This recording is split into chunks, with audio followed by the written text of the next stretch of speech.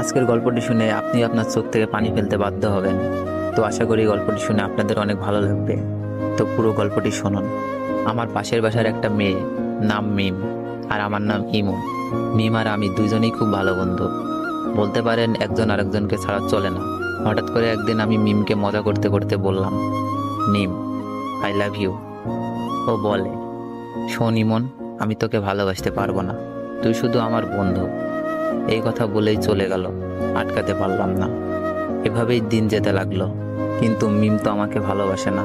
কি যে করি। বলতে বলতে মিমের ফোন।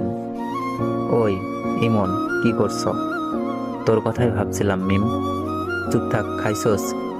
না, তুই খাইছস মিম? হ্যাঁ খাইছি। তুই এখনই খেয়ে নে, আর মাঠে তাড়াতাড়ি আয়। আচ্ছা, বলেই লাফাইতে লাগলাম। মিমের মনে হয়তো আমার জন্য ভালোবাসা জাগছে। তাড়াতাড়ি খেয়ে গেলাম, গিয়েই বললাম, কিরে মিম, হঠাৎ জরুরি তলব?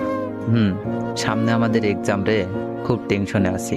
কোনো চিন্তা করিস না, ফেল করলে তোরে তো আমি বিয়া করবো, তারপর 2টা ক্রিকেট খেলার টিম বানাবো, তোর এক দল আমার এক দল।